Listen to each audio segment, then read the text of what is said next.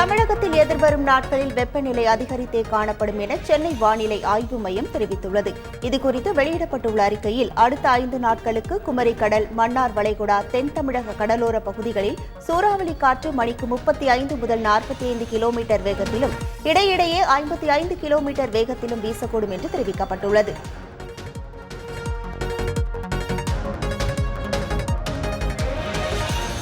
June 4ஆம் தேதிக்கு பிறகு அதானி குறித்த மோடியிடம் அமலாக்கத்துறை ஏதேனும் விசாரணை நடத்தினால் தனக்கு எதுவும் தெரியாது, எல்லாம் பரமாத்மா கூறியது என்று மோடி கூறுவார் என்று ராகுல் காந்தி கிண்டலடித்துள்ளார்.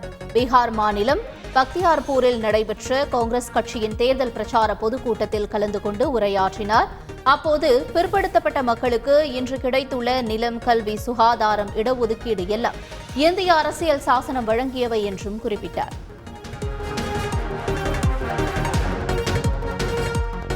இந்தியா கூட்டணி ஆட்சிக்கு வந்தால் ராமர் கோவிலுக்கு பாபர் பூட்டை போட்டுவிடுவார்கள் என உள்துறை அமைச்சர் அமித் ஷா குற்றம் சாட்டியுள்ளார். உத்தரப்பிரதேச மாநிலம் குஷிநகர் பகுதியில் நடந்த பிரச்சார கூட்டத்தில் பேசிய அமித் ஷா, ஜூன் 4ஆம் தேதி தேசிய ஜனநாயக கூட்டணியின் வெற்றி உறுதியாகிவிட்டதாக தெரிவித்தார். அன்றைய தினம் இந்தியா கூட்டணியினர் தங்களது தோல்விக்கு மின்னணு வாக்குப்பதிவு இயந்திரங்களின் மீது பழி போடுவார்கள் என கூறினார்.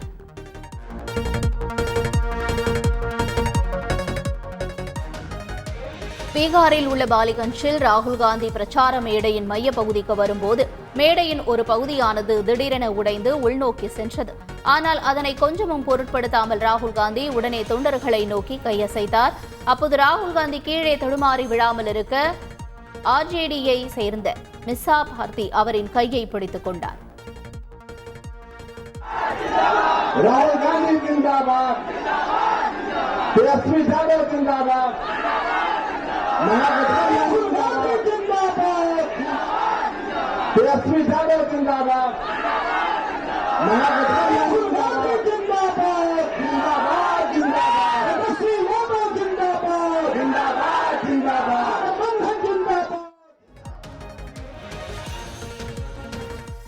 வரும் ஜூன் 1ஆம் தேதி நடைபெறும் இந்தியா கூட்டணி ஆலோசனைக் கூட்டத்தில் பங்கேற்கப் போவதில்லை என்று திரிணாமுல் காங்கிரஸ் தலைவர் மம்தா பானர்ஜி கூறியுள்ளார். ஜூன் 1ஆம் தேதி மேற்கு வங்கத்தில் 10 தொகுதிகளுக்கு தேர்தல் நடைபெற இருப்பதால் தன்னால் கூட்டத்தில் பங்கேற்க முடியாது என்று அவர் தெரிவித்தார்.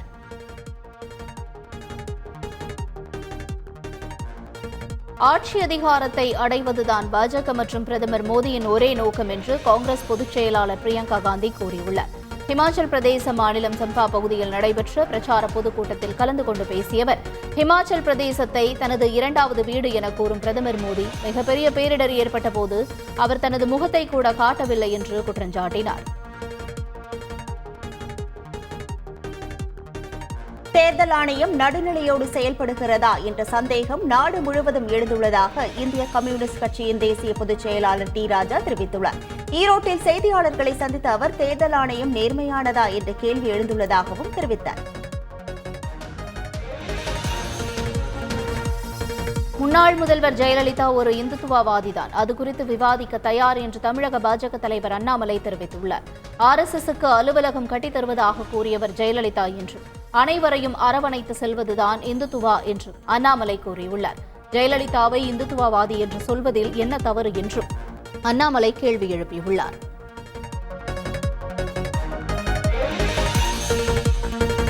முன்னாள் முதல்வர் ஜெயலலிதா மதசார்பற்றவராக வாழ்ந்தவர் என நடிகரும் பாஜக நிர்வாகியுமான SP சேகர் தெரிவித்துள்ளார்.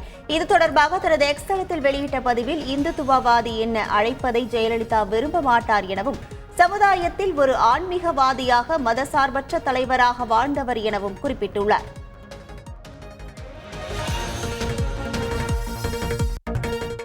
பராமரிப்பு பணிகள் காரணமாக சென்னையில் இன்று மின்சார ரயில் சேவையில் மாற்றம் செய்யப்பட்டுள்ளது. அதன்படி காலை 11 மணி முதல் பிற்பகல் 3 மணி வரை சென்னை கடற்கரையிலிருந்து செங்கல்பட்டு வரை இயக்கக்கூடிய மின்சார ரயில்கள் சிங்கப்பெருமாள் கோயில் வரை மட்டுமே இயக்கப்படும் என்று தெற்கு ரயில்வே அறிவித்துள்ளது.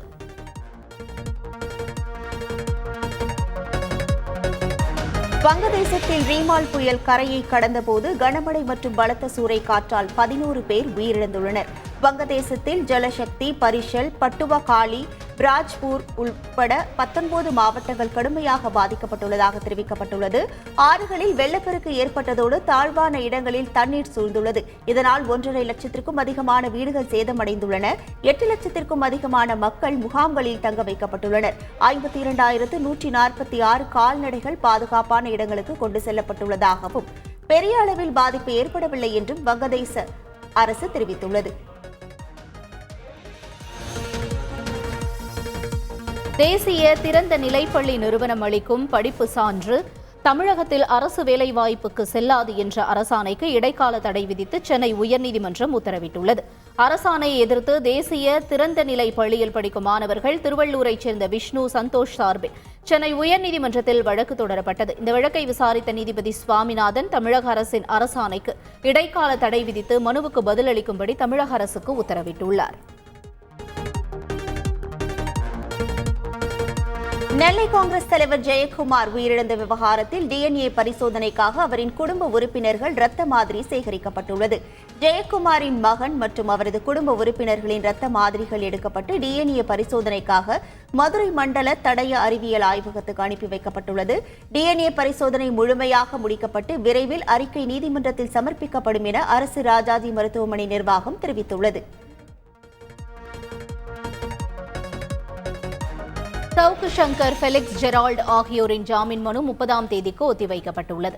அவர்களது ஜாமீன் மனு மீதான விசாரணைக்கு நேற்று கோவை 4வது குற்றவியல் நீதிமன்றத்தில் விசாரணைக்கு வந்தது. மனுவை விசாரித்த நீதிபதி சரவணபாபு இருவரின் ஜாமீன் மனுவை 30ஆம் தேதிக்கு ஒத்திவைத்து உத்தரவிட்டார். சவுக்கு சங்கர் சென்னை புழல் சிறையில் வைக்கப்பட்டுள்ளார். ஃபெலிக்ஸ் ஜெரால்ட் திருச்சி மத்திய சிறையில் வைக்கப்பட்டிருக்கிறார். இருவரையும் சைபர் கிரைம் போலீசார் ஒவ்வொரு நாள் காவலில் எடுத்து விசாரித்ததும் குறிப்பிடத்தக்கது. கேரளாவில் ஒரே ஹோட்டலில் உணவருந்து உணவு ஒவ்வாமையால் பாதிக்கப்பட்டவர்களின் எண்ணிக்கை 178 அதிகரித்துள்ளது. திருச்சூர் மாவட்டம் மூணுபிடிகையில் உள்ள தனியார் ஹோட்டலில் சாப்பிட்ட ஏராளமானோருக்கு காய்ச்சல், வாந்தி, வயிற்றுப்போக்கு ஆகியவை ஏற்பட்டது. இதுகுறித்து ஆய்வு நடத்திய அதிகாரிகள் ஹோட்டலில் பரிமாறப்பட்ட மயோனைஸே இதற்கு காரணம் என கண்டறிந்தனர். இதனையடுத்து அந்த ஹோட்டலுக்கு சீல் வைக்கப்பட்டது. இதனிடையே திருச்சூர் மருத்துவக் கல்லூரி மருத்துவமனையில் அனுமதிக்கப்பட்டிருந்த உசைபா என்ற பெண் சிகிச்சை பலனின்றி உயிரிழந்தார். பாலியல் புகாரில் சிக்கி தலைமறைவாகியுள்ள கர்நாடக எம்பி பிரஜ்வல் ரேவண்ணா மே 31ஆம் தேதி சிறப்பு புலனாய்வு குழு முன்பு ஆஜராவேன் என்று கூறி வீடியோ ஒன்றை வெளியிட்டுள்ளார். தன் மீது சுமத்தப்பட்ட குற்றங்கள் அரசியல் சூழ்ச்சி என குறிப்பிட்ட அவர் ராகுல் காந்தி மற்றும் காங்கிரஸ் தலைவர்கள் தன்னை குறித்து பேசியது மன உளைச்சலை ஏற்படுத்தியதாக தெரிவித்திருக்கிறார். அத்துடன் தான் எங்கிருக்கிறேன் என்பதை பற்றி இப்போது சொல்ல முடியாது என தனது குடும்பத்தினரிடம் மன்னிப்பு கேட்டுக் கொண்டார். பப்புவா நியூகினியாவில் 2000த்திற்கும் மேற்பட்டோர் உயிரோடு புதைந்த நிலையில் புதிதாக நிலச்சரிவு ஏற்படும் அபாயத்தால் 8000 பேர் வெளியேற்றப்பட்டு வருகின்றனர். கடந்த 24ஆம் தேதி வெள்ளிக்கிழமை ஏற்பட்ட நிலச்சரிவு குறித்து பப்புவா நியூகினியாவின் தேசிய பேரிடர் ஆய்வு மையம் ஐநா அவைக்கு கடிதம் எழுதியுள்ளது.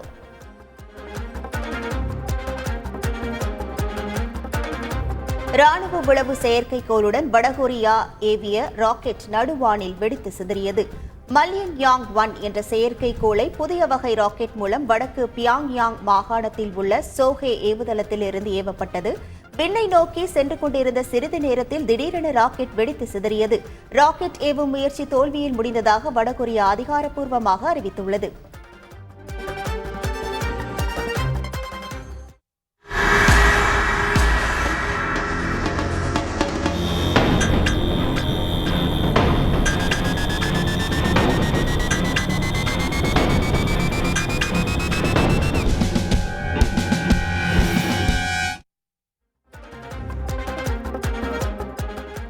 துருக்கியில் பேருந்து, கார் உள்ளிட்ட 4 வாகனங்கள் அடுத்தடுத்து மோதிய கோர விபத்தில் 10 பேர் சம்பவ இடத்திலேயே உயிரிழந்தனர்.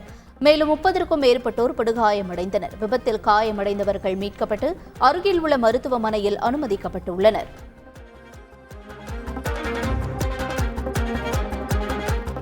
வேட்டையன் திரைப்படத்தின் படப்பிடிப்புகள் நிறைவடைந்த நிலையில் ஓய்வெடுப்பதற்காக அபுதாபி சென்றிருந்த ரஜினிகாந்த் சென்னை திரும்பினார்.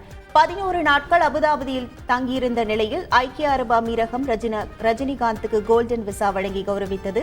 அதிகாலை விமான நிலையம் வந்திறங்கியவருக்கு பெண் ஒருவர் வணக்கம் தெரிவித்த நிலையில் பதிலுக்கு ரஜினிகாந்தும் வணக்கத்தை தெரிவித்துவிட்டு போயஸ் கார்டன் புறப்பட்டு சென்றார்.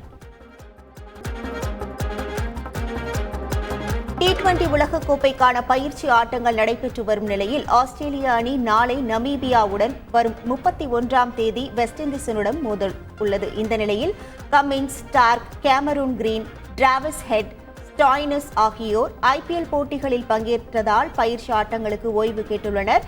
8 வீரர்கள் மட்டுமே பயிற்சி ஆட்டத்திற்கு தயாராக இருப்பதால் பயிற்சி போட்டியில் பயிற்சியாளர்களையும் விளையாட வைக்க வேண்டிய சூழல் ஏற்பட்டுள்ளதாக தெரிவித்துள்ளனர்.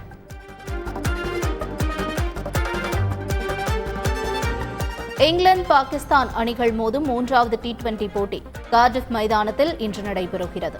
இந்நிலையில் ஜாஸ் பட்லர் மற்றும் லூயிஸ் தம்பதிக்கு 3வது குழந்தை பிறக்க உள்ளதால் 3வது T20 போட்டியிலிருந்து பட்லர் விலகியுள்ளார்.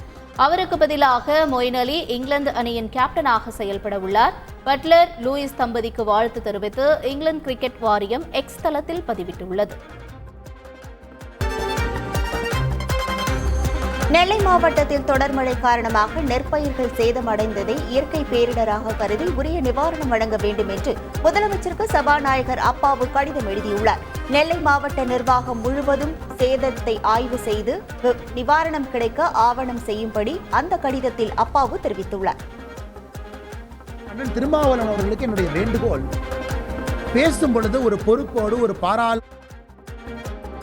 கருத்துரிமையை நசுக்கி ஆட்சி செய்யக்கூடிய திமுக கூட்டணியிலிருந்து இருந்து கொண்டு விடுதலை சிறுத்தைகள் கட்சித் தலைவர் திருமாவளவன் கருத்துரிமையை பற்றி பேசுவது வேடிக்கையாக இருப்பதாக பாஜக மாநில தலைவர் அண்ணாமலை தெரிவித்துள்ளார்.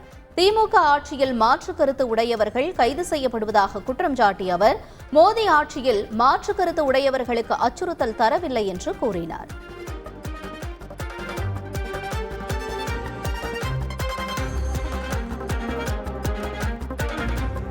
ஒருங்கிணைந்த குரூப் 4 தேர்வுக்கான ஹால் டிக்கெட்டுகளை TNPSC வெளியிட்டுள்ளது.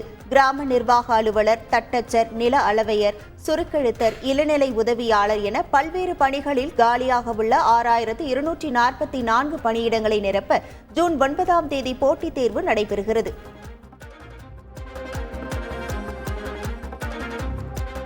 கோடை விடுமுறை முடிந்து பள்ளி, கல்லூரிகள் ஜூன் மாதத்தில் திறக்கப்பட உள்ளதால் சிவகாசியில் உற்பத்தியான நோட்டு புத்தகங்களை விநியோகிக்கும் பணி மும்முரமாக நடந்து வருகிறது. நடப்பாண்டு மூலப்பொருட்களின் விலை கட்டுக்குள் வந்துள்ளதால் நோட்டுகளின் விலை 20% வரை குறைவாக இருக்கும் என உற்பத்தியாளர்கள் கோரியுள்ளனர்.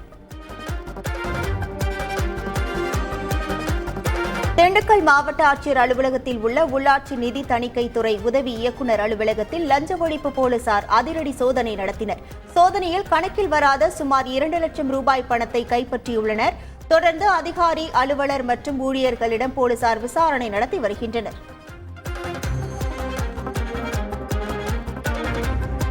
மதுரவாயலில் போதை மறுவாழ்வு மையத்தில் சிகிச்சை பெற்று வந்தவர் திடீரென உயிரிழந்த நிலையில் சந்தேகம் இருப்பதாக உறவினர்கள் புகார் அளித்துள்ளனர்.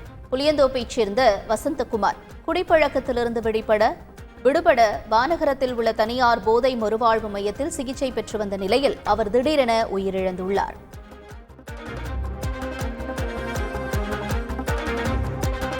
சென்னை டு ஆலப்புழா ரயிலில் புகைப்பிடித்த இளைஞர்களை தட்டி கேட்ட பயணிகளை தாக்கி கொலை மிரட்டல் விடுத்த சம்பவத்தில் மேலும் 2 பேர் கைது செய்யப்பட்டனர். திருப்பூர் மன்னரை பகுதியை சார்ந்த சுடலை ராஜ், கரண் ஆகிய இருவரும் கைது செய்யப்பட்டு சிறையில் அடைக்கப்பட்டுள்ளனர். பெண் பயணியை தரக்குறைவாக பேசி இளைஞர்கள் தாக்கிய வீடியோ வெளியானதை அடுத்து இந்த நடவடிக்கை எடுக்கப்பட்டுள்ளது.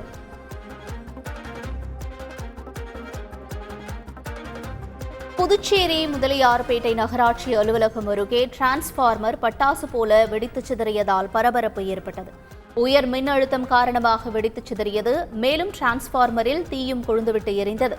இதனையடுத்து விரைந்து வந்த தீயணைப்புத் துறையினர் தீயை கட்டுக்குள் கொண்டு வந்தனர்.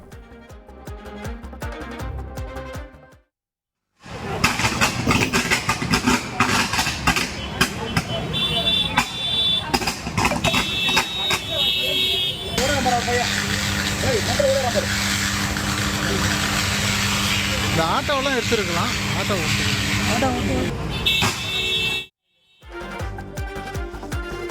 ராமநாதபுரம் மாவட்டம் கமுதி அருகே தர்மமுனீஸ்வரர் கோவிலில் வைகாசி பொங்கல் உற்சவ விழாவை முன்னிட்டு 5000 கிலோ ஆட்டுக்கறியை சமைத்து முனீஸ்வர சுவாமிக்கு படையிலிடப்பட்டது. இதற்காக பக்தர்கள் நேர்த்திக் கடன்களை வழங்கிய சுமார் 250 ஆடுகளை பலியிட்டு சமைக்கப்பட்டது. பின்னர் ருசியாக சமைக்கப்பட்ட ஆட்டுக்கறியை பக்தர்களுக்கு பிரசாதமாக வழங்கப்பட்டது. சென்னை சோழிங்கநல்லூரைச் சேர்ந்த 10 வயது சிறுமியான தாரகை உலகின் முதல் சிறுமி ஸ்கூபா டைவர் என்ற பெருமையை பெற்றுள்ளார். ஈஞ்சம்பாக்கம் ஆழ்கடல் பகுதியில் கடல்வாழ் உயிரினங்களுக்கு ஆபத்தை ஏற்படுத்தும் வகையில் தேங்கியுள்ள பிளாஸ்டிக் குப்பைகளை அகற்றும் பணியில் ஈடுபட்டார்.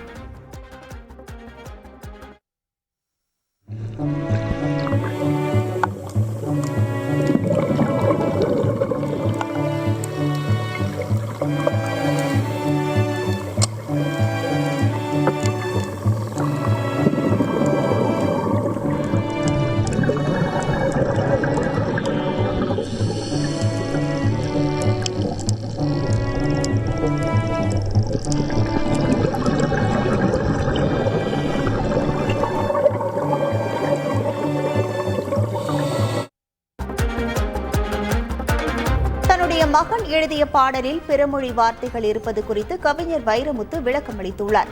கூகுள் என்பது பெயர் சொல், அதனை தவிர்க்க முடியாது என்றும் பெயர் சொல்லை அப்படியேதான் பயன்படுத்த வேண்டும் என்றும் அவர் கூறியுள்ளார்.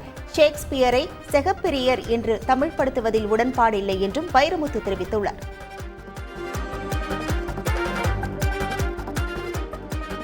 கோவை மாவட்டம் பொள்ளாச்சி அருகே மேற்கு தொடர்ச்சி மலைப்பகுதியில் உள்ள டாப் ஸ்லிப் செல்லும் வழியில் வனவிலங்குகள் நடமாட்டம் அதிகம் இருப்பதால் கவனமாக செல்லுமாறு சுற்றுலா பயணிகளுக்கு வனத்துறை அறிவுறுத்தியுள்ளது. கடந்த சில வாரங்களாக பெய்த கனமழையால் பச்சை பசேலென டாப் ஸ்லிப் காட்சியளிக்கிறது. இதன் காரணமாக பல்வேறு வனவிலங்குகள் அப்பகுதியில் உலா வருவதால் சுற்றுலா பயணிகள் கவனமாக செல்ல அறிவுறுத்தப்பட்டுள்ளனர்.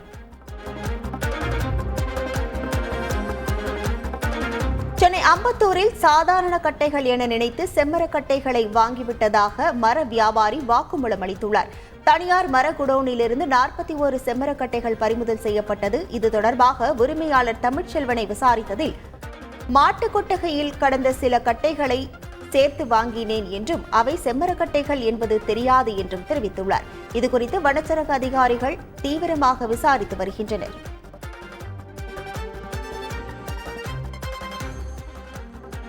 நீலகிரி மாவட்டம் கூடலூர் அருகே கட்டுப்பாட்டை இழந்த சுற்றுலா பயணிகளின் கார் மளிகை கடை மீது மோதியது.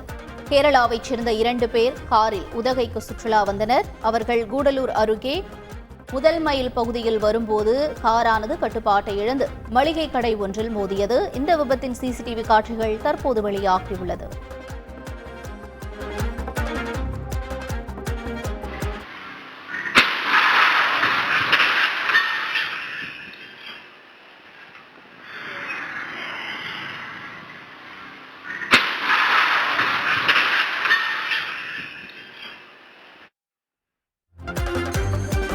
ஈரோடு மாவட்டம் கோபிச்செட்டிப்பாளையத்தில் ஆசை வார்த்தை கூறி 17 வயது சிறுமியை கர்ப்பமாக்கிய இளைஞர் கைது செய்யப்பட்டுள்ளார்.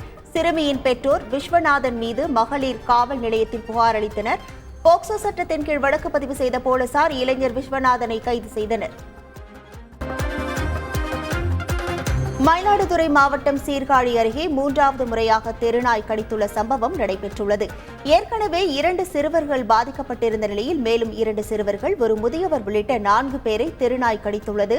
காயமடைந்த 4 பேரும் சீர்காழி அரசு மருத்துவமனையில் சிகிச்சை பெற்று வருகின்றனர். டெல்லியில் பெண் எம்பி தாக்கப்பட்ட விவகாரத்தில் அம்மாநில முதலமைச்சர் அரவிந்த் கெஜ்ரிவாலின் உதவியாளர் பிபவ் குமாருக்கு ஜாமீன் மறுக்கப்பட்டுள்ளது.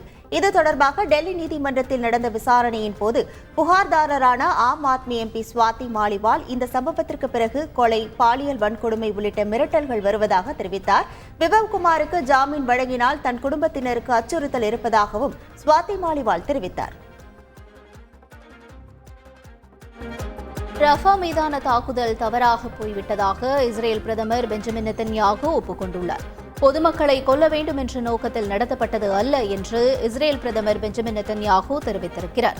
துரதிருஷ்டவசமாக ரஃபா தாக்குதல் தவறாக சென்றுள்ளதாகவும் இதுகுறித்து விசாரிக்கப்படும் என்றும் இஸ்ரேல் பிரதமர் அறிவித்திருக்கிறார்.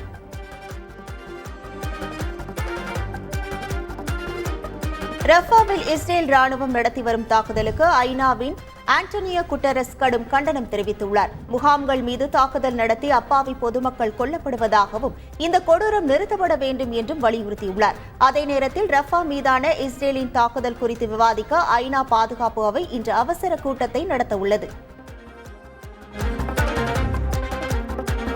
ரஃபா மீதான தாக்குதலை இஸ்ரேல் நிறுத்த வலியுறுத்தி பல்வேறு நாடுகளில் பாலஸ்தீனிய ஆதரவாளர்கள் போராட்டத்தில் ஈடுபட்டனர். ஸ்பெயினின் மேட்ரிட் நகரில் பாலஸ்தீனிய கொடிகளுடன் மக்கள் ஆர்ப்பாட்டம் நடத்தினர். லெபனானின் பெய்ரூட்டில் போராட்டத்தில் ஈடுபட்ட மக்கள் ரஃபாவில் உயிரிழந்தோருக்கு அஞ்சலி செலுத்தும் வகையில் தொழுகையில் ஈடுபட்டனர். துனிசியாவின் துனிஷ் நகரில் ஆயிரக்கணக்கான மக்கள் ஒன்று கூடி ரஃபா மக்களுக்காக கை கொடுப்போம் என்று முழக்கங்களை எழுப்பினர். அமெரிக்காவின் நியூயார்க் நகரில் கொட்டும் மழையில் இஸ்ரேலை கண்டித்து ஆர்ப்பாட்டம் நடந்தது. ரஃபாவில் தாக்குதல் நடத்துவதை இஸ்ரேல் நிறுத்த கோரி பிரான்ஸ் தலைநகர் பாரிஸில் பாலஸ்தீனிய ஆதரவாளர்கள் போராட்டத்தில் ஈடுபட்டனர். பாலஸ்தீனிய கொடிகள், பதாகைகள் கையில் ஏந்தி கொண்டு அவர்கள் முழக்கங்களை எழுப்பினர். அப்போது காவல்துறையினர் கண்ணீர் புகை கொண்டு வீசி போலீசார் கலைக்க முயன்றனர். ஆனால் பொதுமக்கள் கலையாததால் தடியடி நடத்தி விரட்டினர். இதனால் பாரிஸின் பல்வேறு இடங்களில் பரபரப்பான சூழல் காணப்பட்டது.